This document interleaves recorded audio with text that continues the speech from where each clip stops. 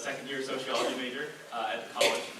And I'm also the co-chair of the Grinnell College Campus Democrats. I'd like to thank you all for taking the time out of your Tuesday, especially students during Hell Week, to come here. I'd also like to thank John Brennan and Rachel Bly and the entire events committee of the Powder Chute Democrats for all their help this year. I think this is the 9th candidate we've had in Grinnell this year, and none of that could be possible without their help. So thank you very much for that. So it is my pleasure to introduce our special guest today. Secretary Castro began his political career in 2001 as a city councilor in San Antonio. He served in that role until 2005 when he started his own law firm. In 2009, he was elected mayor of San Antonio and was mayor for 5 years until President Obama named him the Secretary of Housing and Urban Development. And he served in that role until 2017. Like President Obama, his national profile was elevated during a rousing speech at the DNC convention in 2012. And finally, in 2018, he published a memoir about his journey. So please join me in welcoming Secretary Castro to Grinnell.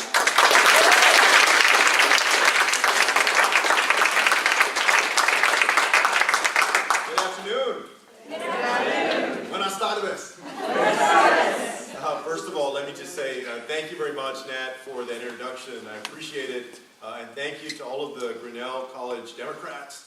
It's wonderful to be here in the home of the Grinnell Pioneers, a place that has long been a community where progressive thought has really flourished. Thank you very much for being here. I'm Julian Castro, and Nat told me a little while ago that, like me, he's an identical twin. So you know both the joys and the travails of being a twin. Yep. I have a twin brother whose name is Joaquin. Some of y'all may have seen my brother sometimes on like MSNBC or CNN. He represents the 20th Congressional District of Texas, basically the western half of San Antonio. And he likes to go around telling people that the way to tell us apart is that I'm 1 minute uglier than he is. It's not true. I'm a minute older. But Joaquin and I grew up on the west side of San Antonio with my mother and my grandmother. My grandmother had come over from Mexico when she was 7 years old with her little sister because their parents had passed away and their closest relatives lived in San Antonio. So in 1922, they were brought to San Antonio. My grandmother was yanked out of school before she ever finished elementary. And so she worked as a maid, a cook, and a babysitter to support her only child, which was my mom. She raised my mom as a single parent, and then my mom raised my brother Joaquin and me as a single parent after our parents split up at the age of 8. And Joaquin and I are proud products of the public schools of San Antonio. And we had the chance to graduate from high school and then go on to college at Stanford and then go to Harvard Law School. And we went together because I can't get rid of my brother. And then graduated in the year 2000 and went back home. And I got elected to the city council when I was 26 in 2001 of San Antonio. Hopefully some of y'all have been to San Antonio. The Riverwalk and the Alamo and good Tex-Mex food and the Spurs. And I served for 4 years until I ran for mayor in 2005 when I was 30 years old. I was trying to become the youngest elected mayor at the time in the city's history. I was running against a gentleman that was 70 and trying to become the second oldest elected mayor. And he won in a very close runoff and ended up being a good mayor. But we had very strict term limits. You could only serve 2 two-year terms. So I came back 4 years later in 2009, and I served as mayor of my hometown from 2009 until 2014, until I got a phone call on April 16, 2014 from President Barack Obama. And I remember the date because it's not every day that you get a call from the President of the United States. I had just driven through the drive-thru with Panda Express. And, on your phone it says block call sometimes or unknown. It said private. Right, so if you ever get a call that says private, answer the phone. Hopefully it'll be me on the other end of the line.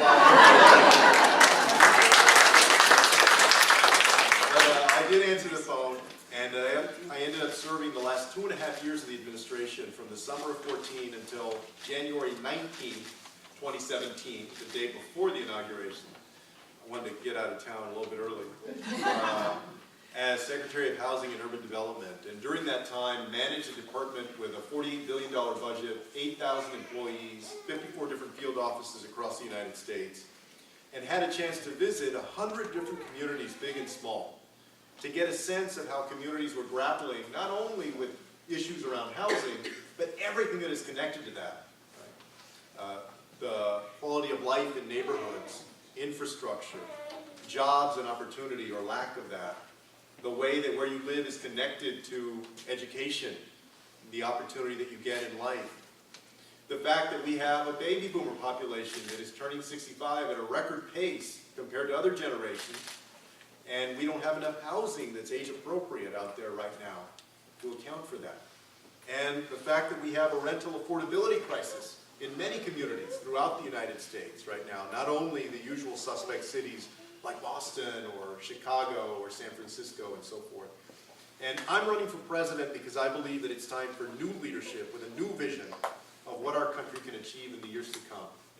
I'm convinced that in the 21st century, America can be the smartest, the healthiest, the fairest, and the most prosperous nation on earth. The smartest, the healthiest, the fairest, and the most prosperous nation on earth. I believe that if we're going to be the smartest nation on earth in this century, that we need to start early with universal pre-K for 3- and 4-year-olds. When I was mayor of San Antonio, the thing that I'm most proud of is that we put together a ballot initiative to raise the sales tax by 1/8 of a cent to significantly expand high-quality full-day pre-K. Because we knew that one of the biggest obstacles that community had to prospering in a world that where jobs require more skill and more knowledge than ever before, was that we ranked low compared to other metro areas in educational achievement. In fact, a Lumina Foundation analysis had found that we ranked 84th out of 100 different metros. So we asked the voters to do something that they had never done before, because as you all know, oftentimes we're good at investing in things like bridges or roads or airports or stadiums, but not always as good at investing in people. And on election night, more than 53% of the voters in November of 2012 said yes to investing in the 4-year-olds of our community. And because of that, that city has one of the best pre-K programs in all of the United States called Pre-K for SA, and it's something that I'm very proud of. We need to do something like that nationally for every single child, no matter where they're growing up, in a rural community or an urban community, no matter what their background is. We also continue to improve K-12 education by paying teachers what they deserve, and reducing class size, and ensuring that we invest in trade programs in high schools around the country, so that for those folks who want to choose that path, they can get gainful employment. Just yesterday, I was at this place called the White Mountains Community College, which is in Berlin, New Hampshire. And over the years, they've lost a lot of jobs in that area. But this little community college is one bright spot. They're turning out folks, young people that are able to go into welding or automotive tech or another trade right away and get a good wage. And I know a lot of communities in Iowa are looking for the same kinds of investments. I also believe that we need to make sure that no matter what the needs are of a child, that those needs can be met at the school they go to. Because too oftentimes the parents of special needs children feel like they have to be lawyers to argue with the bureaucracy to ensure that their child can get a good education. We can do better than that. In this 21st century, we're competing with countries around the world that for the first time in our nation's history, in U.S. history, can rival or surpass us in the number of well-educated, intelligent, ambitious, innovative, creative young people that are going to drive the movements and change and create companies that will mark progress in the years to come. In order to compete with that, we don't have a single person to waste. We need to make sure that everybody's talents are harnessed. That's why I believe that just as at one point we decided that we needed K through 12 education, we need K through 16 education now. And next week I'm going to release my education plan that, among other things, will call for college, for tuition-free college, but also addressing the other living expenses that students often have in addition to tuition at universities. We'll address how we ensure that not only folks who go to undergraduate public universities, but also people who go to private universities can make their college education more affordable. And we'll look at ways that we can forgive some of the student debt that has been incurred by more than a generation now of people who have gone through higher education, as we've seen the amount of loan debt just skyrocket over the years. Right? And so I hope that you all will stay tuned to my website, JulianCastro.com, for that release of the education plan, which should happen around May 13th, next week. If we want to be the healthiest nation on earth, we need a different healthcare system. The grandmother that I grew up with had diabetes. She was a type 2 diabetic. And so my whole life, I watched her condition get worse and worse. And right before she passed away in early 1996, she had one of her feet amputated, which is very common, as you all know, for people with severe diabetes. But that whole time, she had Medicare. I want to strengthen Medicare for the people who are on it, who have it, and then make it available to all Americans. I also believe that if you have a private health insurance plan, that you should be able to keep that plan if you like it. What I don't believe is that anybody in this country should ever go without the health care that they need just because they're poor. And too oftentimes, these days, there is such a difference between health care and health insurance. Too many times, health insurance means the denial letter that you get telling you the 2 or 3 reasons why you're not going to get covered for whatever procedure or treatment that you need. Or you can get covered, but it still costs a lot out of pocket, and so you can't afford it. There are countries around the world that have been less successful economically than the United States that have already made this commitment. We can make that commitment too, and it's time that we did that. If we're going to be the fairest nation on earth, it means that we have to reimagine our justice system. We need sentencing reform. We need cash bail reform. We need to invest in our public defender system in this country. We need to build on the First Step Act that was recently passed in Congress and signed by the President.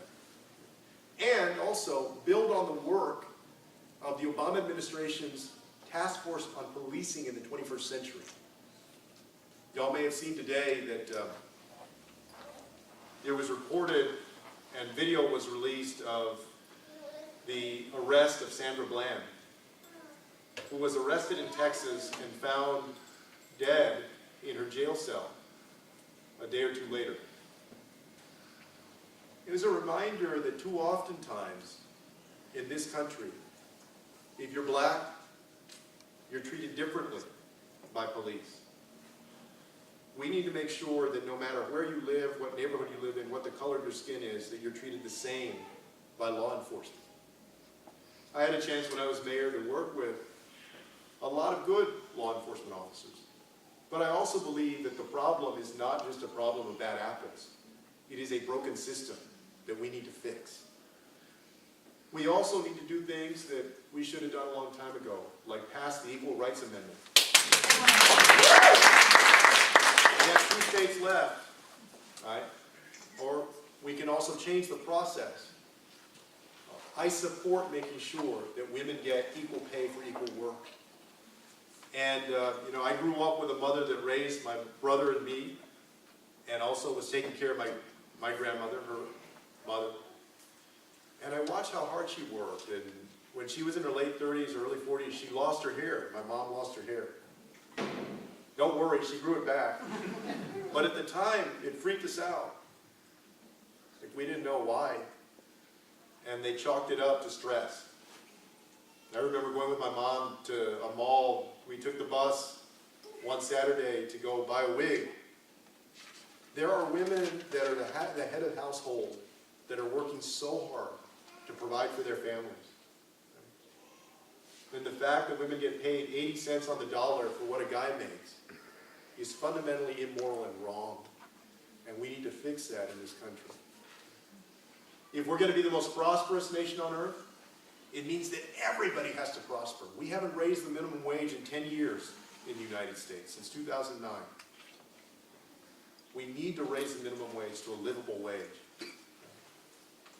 to ensure that people can put food on the table and provide for their family and pay the rent. It also means that we need to invest in affordable housing, because when was the last time in one of these debates that you've watched, a presidential debate, you ever remember them asking about housing in this country? And at the same time, you see that the rent is going up throughout communities, big and small, in our nation. But nobody ever asks about that. That's going to change this cycle.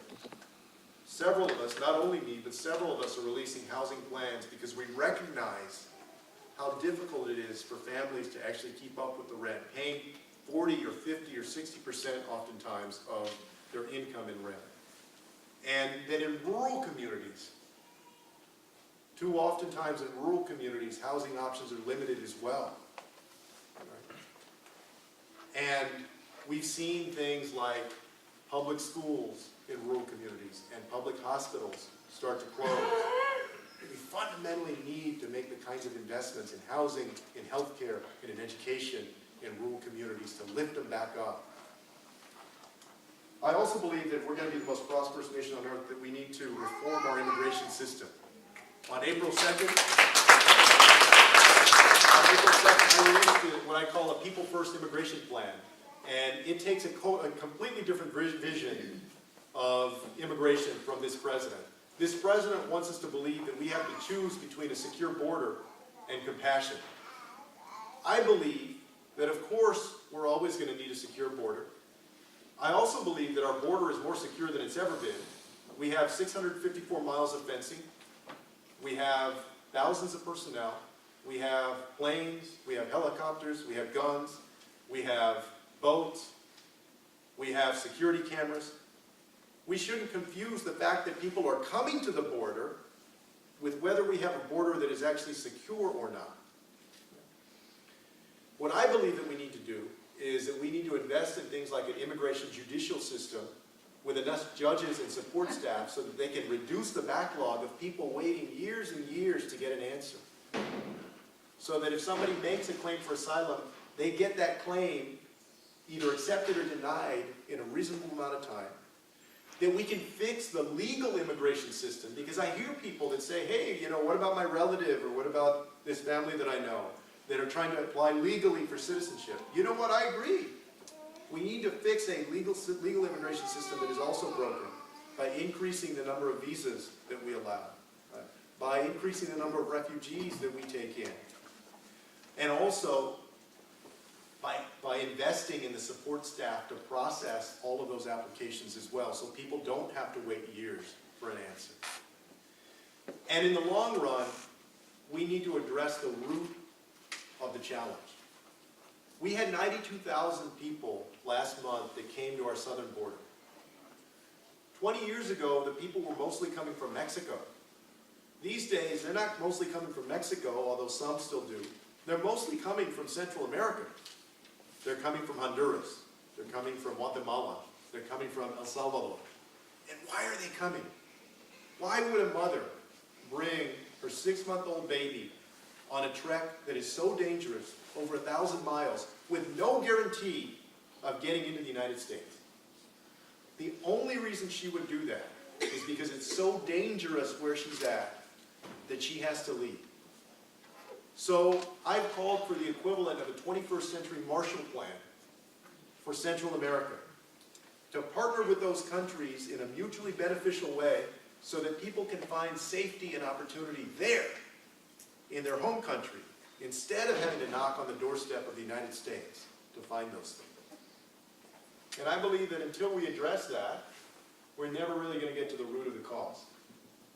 And a good example of how things can improve, how they can change, is Mexico. Today, the reason that less people are trying to come from Mexico is because more people can find safety and opportunity in Mexico now than they could 20 years ago. And so that can change for those 3 Northern Triangle countries as well. Finally, I believe that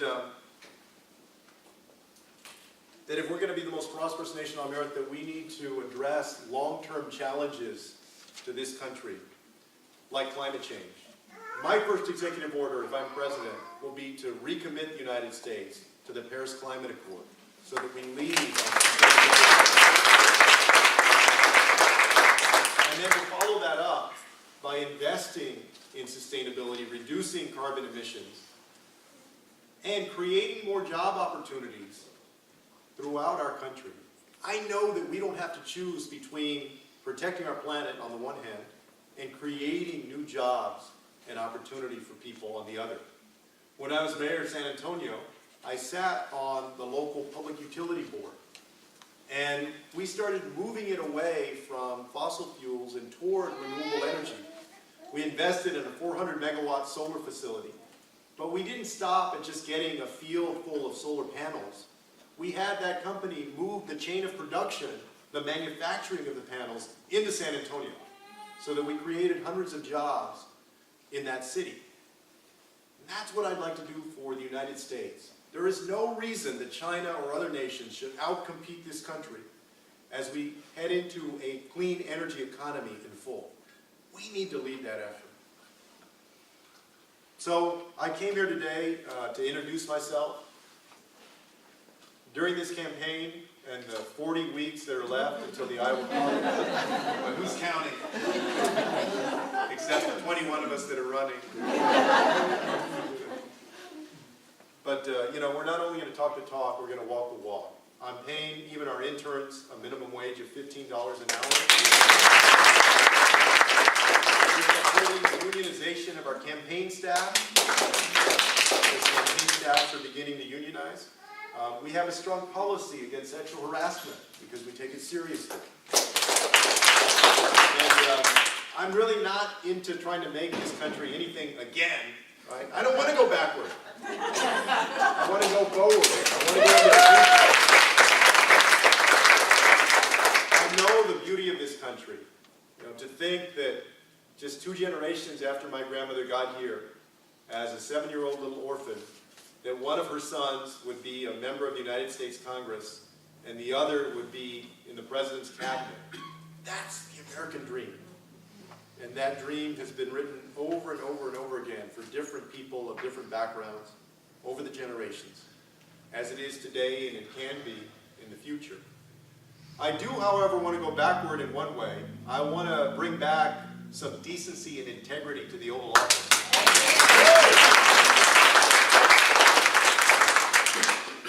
And I got tested very early in my public service tenure. I told y'all that I went back home, I got elected. First I got a job at the biggest law firm in town in San Antonio.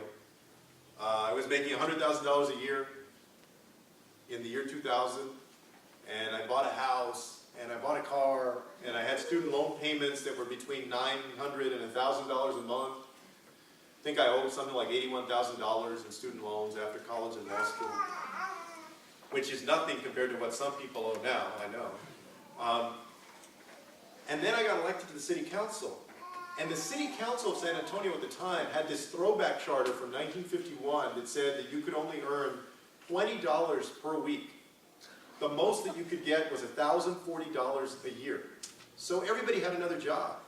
In this city of over 1 million people, that throwback charter still existed. It was crazy. Well, a few months after I got elected and I was still working at the law firm got a client. And the client wanted us to approve, on the council, wanted us to approve a land deal. And the land deal was that they wanted to build a golf course over our water supply and get subsidies for it. And because we rely on an underground drinking aquifer for our water, an underground aquifer for our drinking water. And there were like 1 or 2 other golf courses in that area from before. But I looked at the environmental plan and I had concerns that it wasn't strong enough.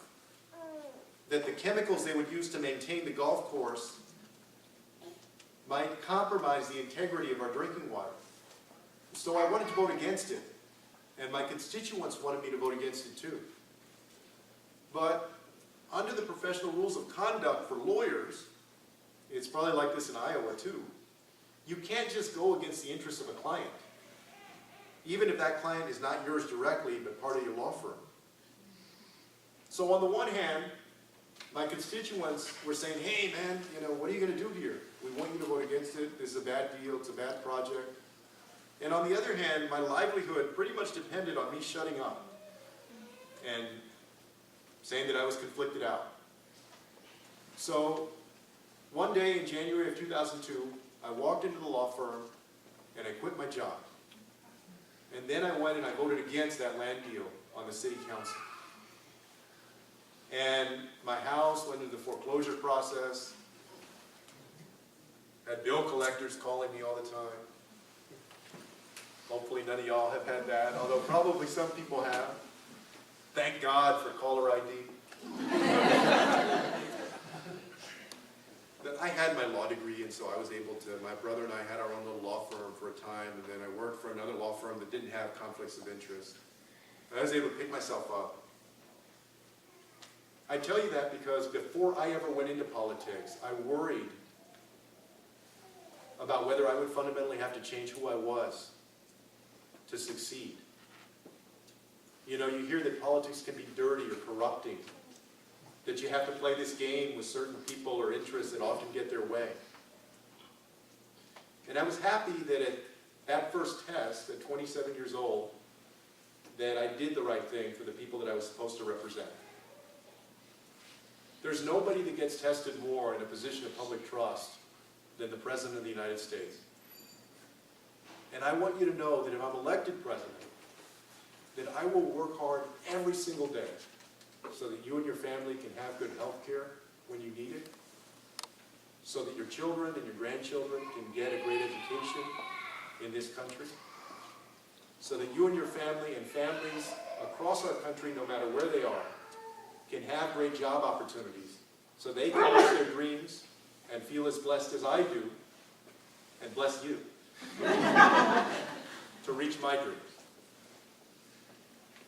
We're not taking any PAC money in this campaign or any money from federal lobbyists, because I want you to know that if I'm elected and make a decision, that I'm making that decision because I believe that it's in the best interest of you, your family, of our country, and not because somebody gave my campaign a lot of money.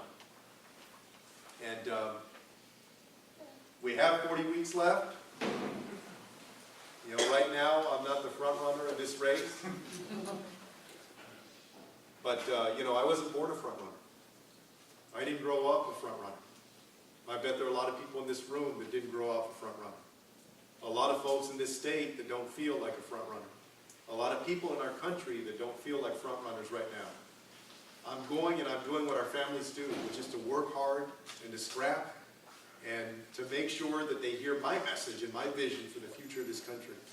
And I believe that by the time February 3rd, 2020 rolls around, and Iowa goes to caucus, and all of the nation and the world put their attention again on this beautiful state, that with your help, that I can be the front runner. Muchísimas gracias. Thank you very much.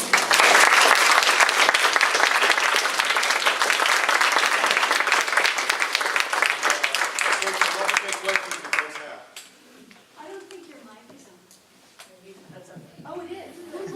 I'll hold it a little bit closer. Yeah. Any questions? Yes, sir. Mr. Secretary, I'm a trustee at the hospital here in town. And there's been a lot of talk about Medicare for all. Every time we have a senior citizen or a person in poverty come to our hospital, we lose money because our reimbursement rates are so low. If we are paid those same rates for every patient who comes in the door, our hospital will go away. Many rural hospitals will go away. And I realize this is a broader conversation in our party. How do you protect rural hospitals and provide broader health care to everybody? Thank you very much for the question. Well, and that's why I believe that we need to strengthen Medicare and Medicaid from what they are now, right, before we make them available to everybody. And so as I see it, in my vision for our healthcare system, we improve things like reimbursement rates. Right? And also, if we have a system where more people are on it, we're going to be able to do that because we achieve efficiencies that we're not achieving right now. If you think about Medicare, for instance, right, or Medicaid, because of the nature of who it serves, Medicare, mostly seniors, Medicaid, some seniors, also individuals who are indigent, you have a higher risk pool in general. Right? If you have a lot broader of a swath of people in this country that are availing themselves of that, including young people, right? Our healthcare system, the ability to achieve universal healthcare is also based on allocating that risk, and a lot of young people who are healthier, who are not going to need treatment or health care in the same measure right now, then I do think that we can achieve a better reimbursement rate. Right? But I also believe that if somebody has a health care plan that they like, a private health insurance plan, that they should be able to hold on to that. So in my vision for the future of the healthcare system, it would be dual tracked. Let me just add one thing that I alluded to earlier, but as I understand it, over the last several years, about 7 or 8 rural hospitals in Iowa have closed, for instance, their inpatient psychiatric unit. And some of them, their OBGYN services. So more people in rural communities have to drive farther and farther to get care. This is one of the things that I do believe that we can fix by switching to a different system that assists rural communities more with health care. Also, when we switch to a system that does not separate physical health care from mental health care in the same way, I really believe that we need to fund mental health care as robustly as we fund physical health care, which we've not always done, but we should. And then in the sum of those changes, that we can achieve health care that is stronger for everybody in this country. Thank you. My son lives in Canada and has for a couple of decades and raising 4 children there. And I know a lot about the health system. I take him to the doctor. I ask him a lot of questions. It's obvious that they run their health system on a VAT tax for one thing, and we don't have any in this country, and possibly that's something that we need to add to the conversation. And they have a federal 5% tax also. The provinces run their healthcare systems individually, and they're all a little different, but they do have a federal tax. But my son would, in this country, spend $25,000 a year, you all know that, to buy either his employer or he would be buying healthcare insurance, which, whether that's any good or not. As it is, he figures he pays a couple of $1,000s a year in taxes, and they have very, very excellent health care, just like what's in here. And the waiting time is, my daughter-in-law's sister lives in Des Moines. She says she knows she waits less for specialists, she waits less for her doctor's primary physician's appointments than her sister and her family does in Des Moines, Iowa. It's an excellent system, and one of the people who ran it was my significant other's first cousin, who was educated, graduated from Sioux City High School, educated at the University of Iowa, a medical school, got a doctorate in managing public processes. Anyway, he was the director of the Ontario Health System for many, many years. He's now retired, but those people are out there that know how the system can be put together. There's expertise out there that we need to tap to change our health system, maybe gradually, not all at once, so it's chaotic, but Thank you very much for sharing that. Yes, it works very well there. No, and I mean, we've heard that a lot from folks. Yes, ma'am. I'm wondering, you did not mention what you felt were your accomplishments as Secretary of the Yeah, Housing. sure. So I would be interested in that. There are several things I'm proud of. Number one, in 2015, we promulgated, and in these federal departments, they talk about promulgating rules, but these things can have a big impact. Right? We promulgated the most significant rule to extend the Fair Housing Act's scope. Basically, it was called Affirmatively Furthering Fair Housing, and it said to communities receiving federal taxpayer dollars through HUD that you have to get more serious about ensuring equal housing opportunity in your jurisdiction. And this was something that in 1968, when the Fair Housing Act was passed, the act said that the Secretary of HUD had the responsibility to affirmatively further fair housing, but that had never been defined. In 1997, in the second Clinton administration, there was an attempt to get this rule done. They didn't quite get it over the finish line. We got it over the finish line in 2015, and we started getting plans for communities, cities, counties around the nation of how they were doing that, how they were ensuring better equal housing opportunity. When this administration came in, the Trump administration, they put that on ice. And so that's one of the things we're going to have to get back on track with the next administration. Another thing that I'm very proud of is that we built from scratch something called Connect Home, which was a partnership with housing authorities and internet service providers and nonprofits around the country to provide either free or very discounted internet service at home to people families living in public housing. Because we found that the vast majority of these kids growing up in public housing didn't have access to the internet at home. And that's a necessity now. And whether you're in a rural community or an urban community, you know that it's not a luxury anymore to have broadband at home. So we saw the research about things like the homework gap that develops for kids that don't have the internet at home, right? That it's easier for a parent to apply for a job or a student to research college. Up to now, thousands of families have availed themselves of that program, Connect Home. And I know that the futures of those kids are going to be a little bit brighter because of that, and I'm very proud of that.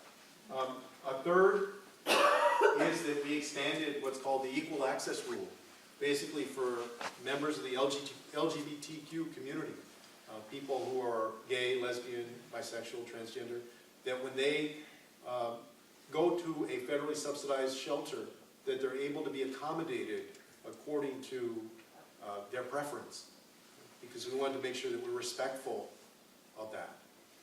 A fourth is that, and I would not claim anywhere near all of the credit for this, but I was a part of it in the last 2.5 years of the administration.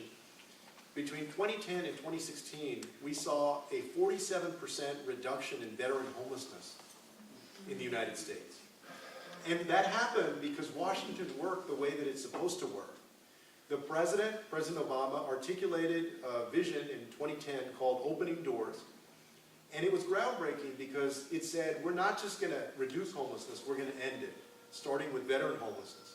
So between 2010 and the end of the administration provided leadership. Congress actually did what it should, and it provided more money for housing choice vouchers and money to the VA to do casework, to get vouchers into the hands of veterans who were homeless. Communities across the country, mayors signed up for this Mayor's Challenge to end veteran homelessness. Governors did too. Basically, they also implemented best practices, things called Housing First, which basically means that your first priority is just to get somebody in housing, not first treatment or counseling or anything like that. Get them into housing, and then also provide the wraparound services after that. So it all worked the way that you would hope that things would work in government. That was one example that we could all be proud of as a country. And think about that. In 6 years, to almost cut veteran homelessness in half. I was there for the last 2.5 years of that, but I'm very proud of my role as Secretary of HUD in it. And those are some of the things that I'm most proud of. Yes, Thank you for talking about your views on immigration, and also for trying to get to the underlying cause of the problem, and because nobody talks about that. So I'm wondering how you propose to deal with the home countries from where people are, the people that are trying to come into this country. Yeah, I would look to models out there and maybe adjust them for the circumstances. First of all, we need to make sure that any aid that we give to foreign governments, right, is going to be well spent. Because there are issues of making sure that that aid is received by the people that it should be in a constructive way, productive way. But in general, I would look at increasing our aid to these countries. Y'all may have seen that about a month ago, the president said that he wanted to cut off aid to these countries, which I think would be the completely wrong way to go. I do believe in holding them accountable for how the money's spent, but I don't think that we should cut them off. Number one, I would increase aid. Secondly, I would look at models like the NAD Bank or other models that make investments essentially in infrastructure projects. Right? I would look at ways to increase loans to entrepreneurs in those countries. In addition to building on some of the work to enhance security in each of those nations, because one of the issues is safety. So the question becomes, how do we spark greater economic investment? How do we increase security? And how do we do it by working with regimes down there in a way that is respectful, but also they're held accountable? And also do it in a way that doesn't prop up regimes that are taking their people in the wrong direction. Because we have a checkered past, as y'all know, in Central America, right? And we've sometimes been on the wrong side of propping up regimes that were making things worse in the long run instead of better. And so I would come at it from a long-term perspective, a perspective that focuses on safety and security and opportunity, job opportunity, but also with a nuanced eye about who we should be working with and who we shouldn't be working with, and what that's going to do to the country in the long run. I do believe that that if I'm president, that I would have a new and unprecedented opportunity to forge stronger relationships in Mexico and Latin America in ways that we haven't before. I promised over here, and then we'll go back there. I'm from that beautiful blue square out in West Texas, known as El Paso. Yes. Oh, you'll be glad to know there are more blue dots in the state these days. Good. I moved to Iowa to get away from some people in Texas. I'm concerned, and nobody seems to know how to address this.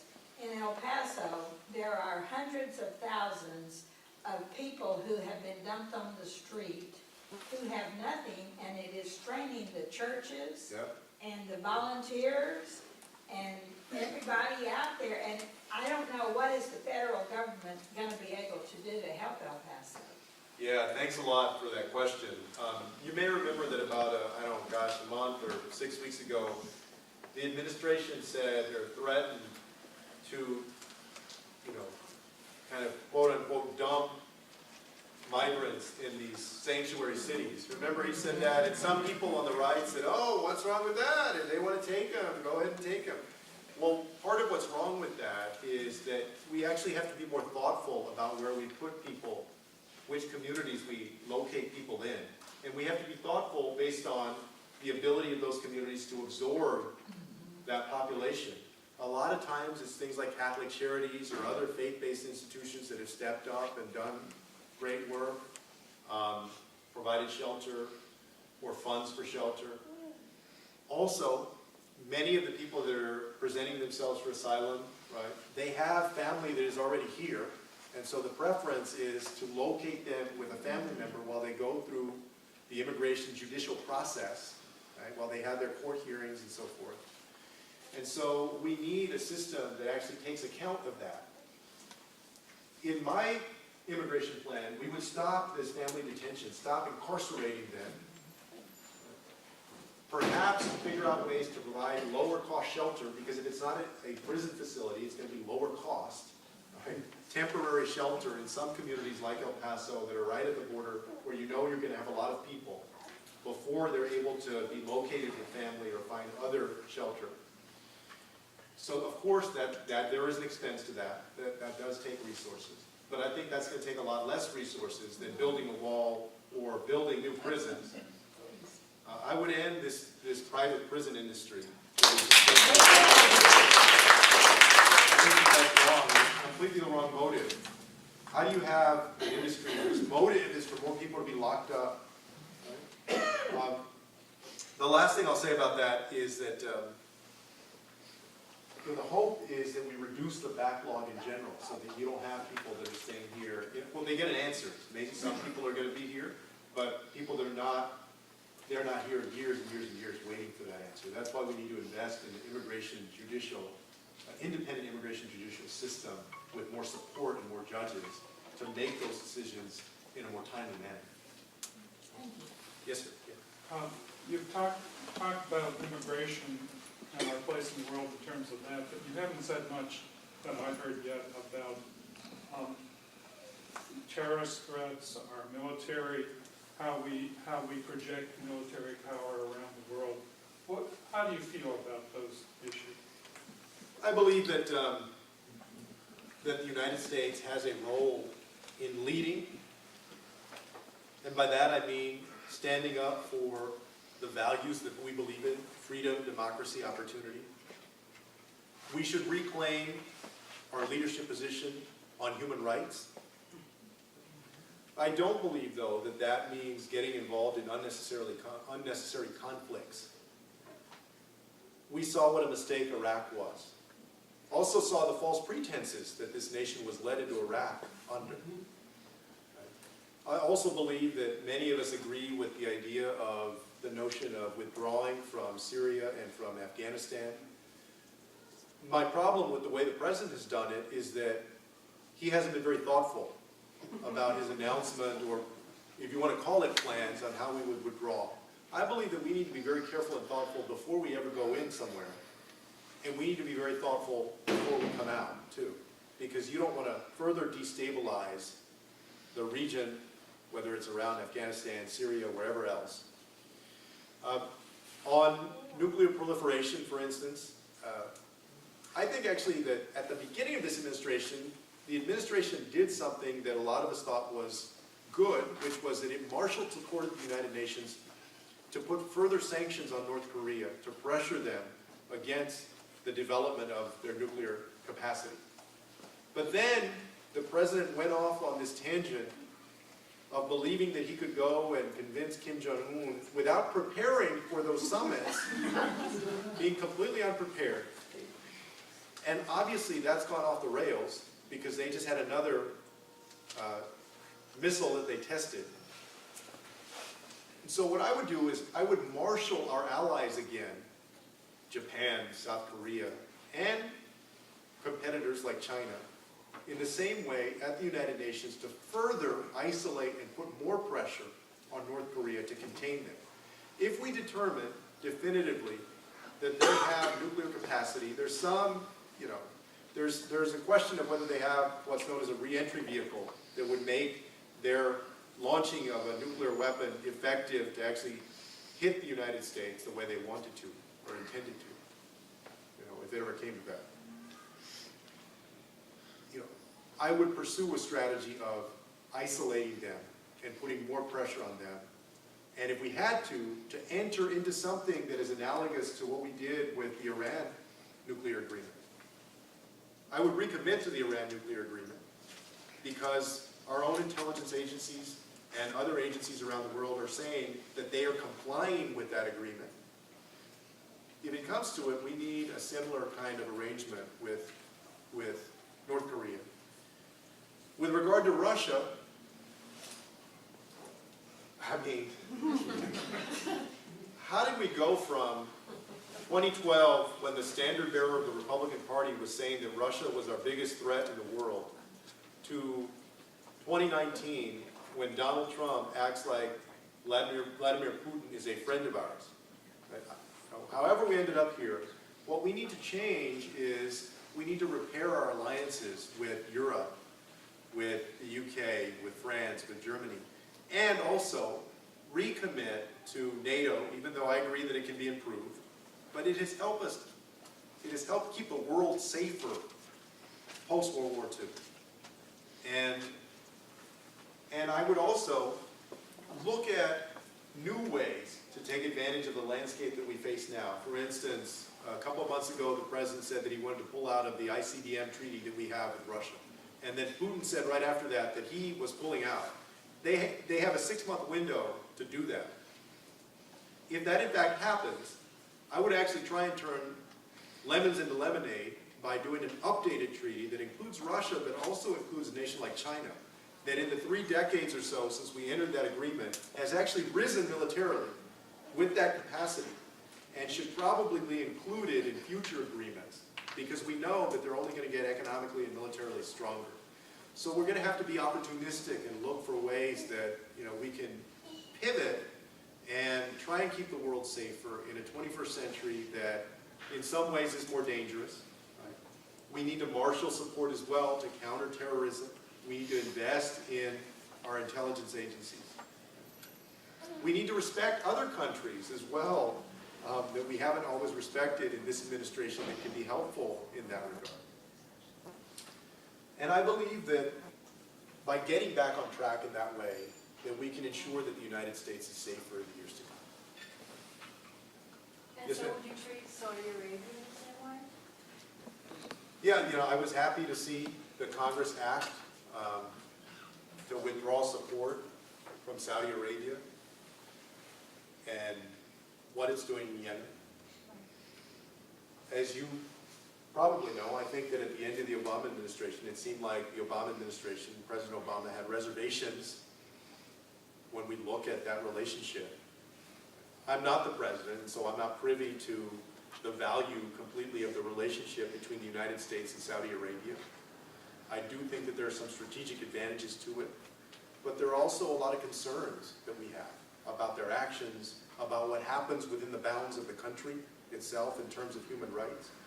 And I do think that it's necessary to reevaluate some of those relationships on an ongoing basis. And so what I can say is that it's going to be important for me, if I'm president, to lead with our values, whether it's with Saudi Arabia or other nations around the world. Yeah, back here, and then we'll Secretary Castro, you mentioned earlier that from time to time the United States has supported regimes that are taking their people in the wrong direction. And wanted to ask you particularly about the Israeli government.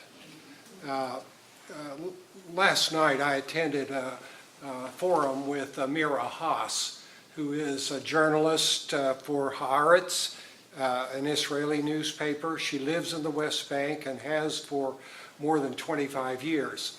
And she was commenting on the recent legislation by Israel's parliament defining Israel as a nation. And she noted two things that were omitted from that legislation. One was the word democracy. The other was the word equality. And the implications of that include that people who are not Jewish and Israeli citizens may be treated differently, and that the army may feel free to treat them differently. Their children will be reared to think that they are superior to other people. And many candidates, when they talk about Israel, talk about there being our ally and our friends and our sharing values. And I wonder if you could talk some about whether that legislation reflects values that you would embrace, and how would you discuss that with Prime Minister Netanyahu? Yeah, thank you very much for the question. I haven't seen the actual legislation, so I won't comment on the legislation itself. I haven't seen it. I'll go look it up. But yeah, I do agree that that we want to maintain a strong friendship, a partnership, an alliance with Israel. I had the opportunity to travel to Israel several years ago. I think there are a lot of things to admire about the country. At the same time, I've expressed my strong disagreement with the direction that Prime Minister Netanyahu has taken the country in, especially when it comes to further settlements on the West Bank, also joining forces with a very right-wing nativist coalition. And the question is, how do we encourage Israel, I think, to move in a better direction and to get closer to a two-state solution, to ensure that the human rights, the rights of Palestinians are recognized, which I think all of us want. I believe that a two-state solution is the best path to that. And so if I'm president, I will work toward that. As you know, in this administration, Jared Kushner has been talking about Middle East peace now for 2 years, but we haven't seen any kind of plan. In the meantime, in different ways, the United States has really withdrawn its leadership role as a nation that's trying to encourage constructive peacemaking process. I would actually go in the other direction. And toward the end of the Obama administration, Secretary Kerry was spending a lot of time trying to get closer to that. I believe that it's easy to be critical of your adversaries. It's harder to be critical of your friends. But all of us need friends who can be both complimentary and critical. And I think I'd be willing to be both when it comes not only to Israel, but also to other allies across the world. And I would expect the same about the United States. So that's how I look at that. So I have young kids, so thanks for starting your talk by talking about universal pre-K. I have two questions about that. One is when I hear universal pre-K, I think preschool, and there's also just a straight sort of child care component to this, right? So we moved here from Colorado, and Colorado, the cost of putting 2 kids in daycare was the cost of our mortgage. Yeah. And just financially crushing. So one is, you have a plan to deal with supporting childcare. But then second, when I think about preschool, we have state support for preschool here in Iowa, which is wonderful, but that doesn't mean we pay the teachers well, right? So at the child care center my kids go to, we keep losing the best teachers because we can't pay them a decent salary. I don't think we give them benefits, and I keep hearing they would make more money out of law. And so I guess I'm wondering, what does your plan do, not just to make sure that there's funds going to families to pay for preschool, but actually make sure that those teachers are getting the kind of wage they deserve? Yeah, so part of that will be an increase in teacher pay, too. And also incentivizing states to pay teachers more in addition to federal funds that would help do that. I agree with you that you lose a lot of good folks in the teaching profession for different reasons. I think it's the pay. Also sometimes, people decide that it's not for them, like other professions. But we can retain some of our better teachers by paying them more. And my plan will call for that. I enjoyed reading Senator Harris's plan that I think is a bold proposal for investing in teacher pay. The same thing that applies to K through 12 should apply to pre-K teachers. And you can expect that when we release it next week. All right, maybe one more question, he says. All right, back there, yeah. So what are the biggest impacts on the Iowa economy, and not just the Iowa economy, the local economy here, that I've seen was the acquisition of Maytag by Whirlpool some time ago now. And when that merger or takeover was reviewed, the only factor that was considered was impact on consumers. And now recently we've heard a lot of discussion that antitrust decision-making should have as part of the component of what's going to be the impact on employees and communities. I'm wondering how you feel about that move in antitrust reform. I'm glad to see it. Traditionally, as you say, the analysis that's been used in the Department of Justice when they look at the antitrust implications of a potential merger have been focused around the price to the consumer.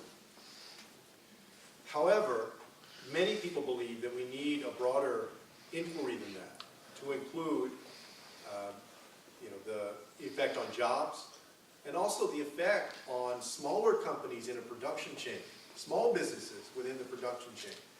And I will appoint folks who understand the need to consider each of those things. I still think that we should care about the price, right? But we should also consider these other factors, particularly when we deal in rural communities. If you're in a city, the chances are that you have other options, a lot of other options of where to go and find a job oftentimes, right? That becomes less and less true in small towns and rural communities. And so I absolutely agree with your premise, I think, of the question, which is that we should expand that analysis. Now, truthfully, in expanding that analysis, right, that would be a new approach. Right? Where do we set the weights on each of those things?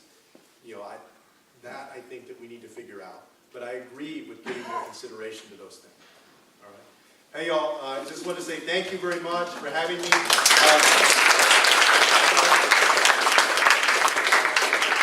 This is my first visit to Grinnell. I know that I'm going to be back before the Iowa caucus, probably several times. For those of y'all that are supportive of my candidacy, thank you very much.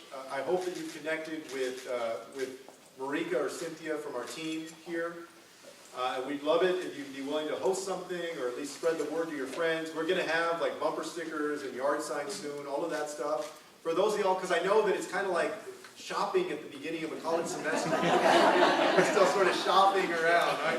For those of y'all that are still shopping around, I hope that you'll stay tuned to the campaign. My website is just my name, JulianCastro.com, as we roll out education, housing, healthcare, other policy, how we're going to pay for it, policy, all of that. Did you make it into the debate? I made it into the debate.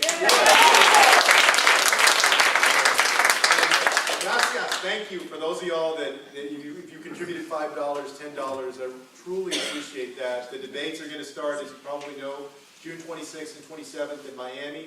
They haven't told us yet who's going to be on and what state, what night, and all of that, but I'm sure people will be watching. Let me just say that one of the things I truly appreciate about the folks here in Iowa is that you take seriously your role as having the very first opportunity for people to show their support through the Iowa caucus.